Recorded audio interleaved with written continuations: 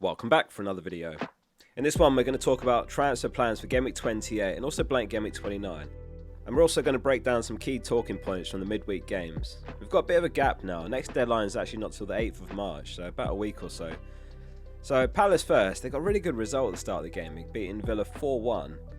Peak FPL, after pretty much most managers had got rid of Sarr by that point, bags a brace for a 15-point haul. Back-to-back 20 pointers with Glasner as well, as he scooped up more table bonus. 40 points in 2 weeks is crazy. Like when Salah had 4 games in double game week 24 and 25 combined, he got 5 goals, 2 assists over those 2 games. He nearly got 9 points more than Glasner over those 2 single game weeks. I actually put a post up on my channel last night about the chip, and there seems to be a big mix of opinions on it and whether you want to see it next season. Mateta on the score sheet again. That's 8 goals, 1 assist in his last 8 games. Eze with the assist as well. That's the 5th time Eze's assisted him this season. That's the joint most by a Palace player in their history. The other one was Elise, who assisted Eze 5 times in the 22-23 season. Rodgers, of course, the most sold player, scored Villa's goal, Watkins with the assist. Let's get the Chelsea game out of the way. Where do we start with this one? 1.4 million managers around the world captained Palmer in a game that promised goals, and it was really a question of how many goals, with Southampton's defensive woes this season and obviously the injuries. 4-0 full time. Pretty much everyone returned except Palmer. Even Colwell and Cucurella scored. They both got double-digit hauls. Well played if you did pick up either of those. We talked about them a lot in last week's Players to Buy video and why they were good picks for the next 2. If you were really frustrated by that Palmer blank, then something to keep in mind is just how unpredictable football is. A bad outcome does not equal a bad decision. I guess it applies to life in general, to be fair. We all have days where you do everything right and something still goes wrong. And I think that frame of thinking will make a massive difference of how you react to bad game weeks. Only Sarr had a higher XGI than Palmer of all players last game week. 2 big chances Palmer had, 4 shots in the box, 1.4 XGI. For comparison, Salah had about a third of Palmer's XGI. So yeah, while you could argue that Palmer captain has got away with one since Salah only came with the assist, you could also argue that Salah captain has got away with one. Man United 3, Ipswich 2. Bruno back in form, 2 10-pointers in a row. He came away with 2 assists. One was off a free kick, one off a corner. As 10-man Man United went on to clinch 3 points. Dorgu with a game to forget though.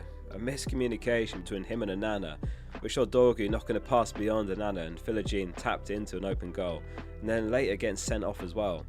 Man United have got some rough fixtures on the horizon. They've got Arsenal, Forest, City and Newcastle in their next 5. However, they do have Leicester away, game week 29 of course, so if you need a 1-week pick, then I think Bruno's perfect for the blank game week. And he got double-digit haul if I recall in the reverse fixture. Nottingham Forest 0, Arsenal 0. Another goalless game by Arsenal. The defenders scooping out the bonus points in this one of course. Annoyingly for Gabriel Onis, he lost a bonus point after the final recalculation. Only 0.4 expected goals conceded by Arsenal, which is exactly what we were expecting really. Just absolute world-class defence, but with so many attackers injured, the goals have just dried up lately. Arteta said he's not expecting Martinelli and Saka back until after the international break, so that rules game week 29 out. It'll be game week 30 at the earliest. At least Waneri's minutes look good still if you need a budget midfielder. It was Liverpool who recorded the best expected goals conceded of the game week. Obviously with West Ham and Leicester left to play with some of these stats at the time of recording. Just 0.23 expected goals conceded. And obviously very notably Isak missing out for Newcastle, not in the squad at all. So what's the latest on Isak? Well, Newcastle said he misses out through a slight groin problem. Now, as I was saying at the start of the video, the next deadline is not till the 8th of March, so there's some time to assess the situation and see if we get more news. We've got the FA Cup first on the weekend. It actually wouldn't be surprising if he sits the FA Cup out as a precaution, but does play in game week 28, but obviously not 90 minutes perhaps, because they do have the League Cup final after game week 28, hence that blank in 29. So Hal's probably going to want to give him some minutes, whether that's the FA Cup, game week 28 or both. Obviously, you can make a valid case for selling him regardless with that blank game week looming. However, you're going to definitely want him back in your team after the blank with those upcoming double game weeks, so just check how much team value you're comfortable losing. For me, it's one of Salah or Isak max that I'm willing to lose, not both. So Liverpool have now scored 2+ goals in 18 consecutive games at Anfield in all competitions. That's the longest run of home games in English top flight football since Sunderland. From February to December 1935, that was 19 games. Another stat, Salah's now assisted 17 goals from open play in the Premier League this season. Only Thierry Henry, back in 2002 of 20s, ever made more in a single league season. Salah's also created more chances in open play than any other player across Europe's big 5 leagues this season with 58. So there's so much that says to me don't sell him in gameweek 29 even though he blanks, because I don't know if I can go without him after that. As a Palmer captainer though, thank God he did have a quieter game. I don't think it's going to be so divided next game week. And lastly, Man City beat Spurs 1-0 away thanks to a Haaland winner. He actually scored again in the last minutes of the game, but it was ruled out for handball. He's only the second player ever to score 20 plus goals in each of his first 3 Premier League seasons after Van Nistelrooy, who did it in 2001 to 2003. 1.41 XGI for Haaland, the highest of all forwards. And quite conveniently, Man City have got Brighton home in gameweek 29 and they've got Leicester home in gameweek 30. So it does line up perfectly as a transfer in from gameweek 29 onwards. The bigger question really is how to fund it. Vardiol I really like as well, he's a great option. 5 attacking returns so far this season, 6 attacking returns last season. Spurs did rotate quite heavily for this game. Kulu, Son and Spence all on the bench.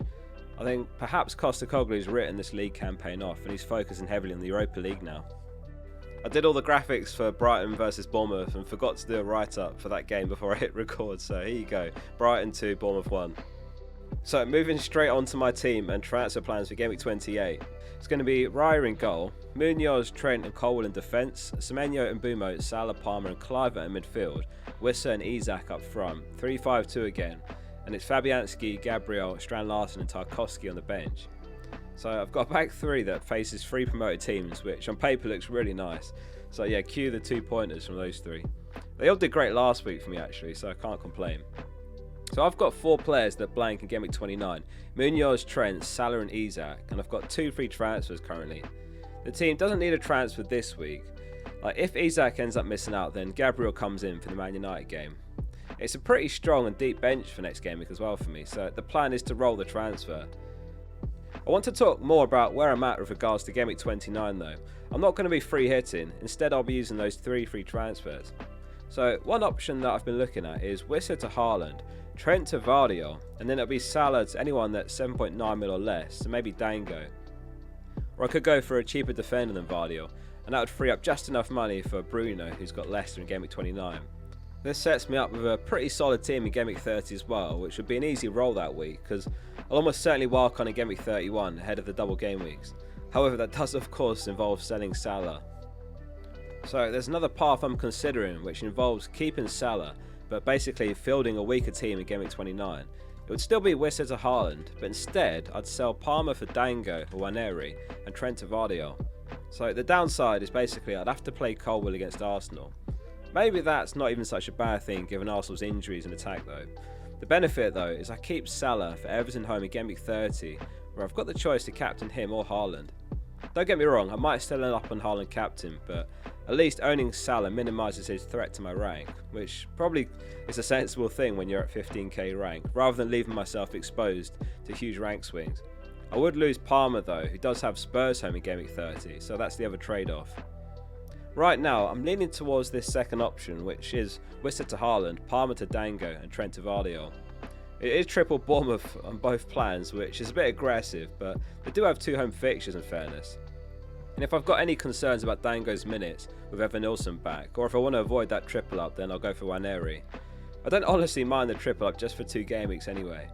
And the great thing about both options is I don't even need to make a transfer in game week 30, so the aim would be to roll, and then wildcard after that with an extra transfer to carry over, and that'll get me set up nicely for the double game week in 33, and probably another double game week in 36. So that's my team and transfer plans. There's lots of great FPL content lined up for next week, so make sure you are subscribed. See you soon for the next one.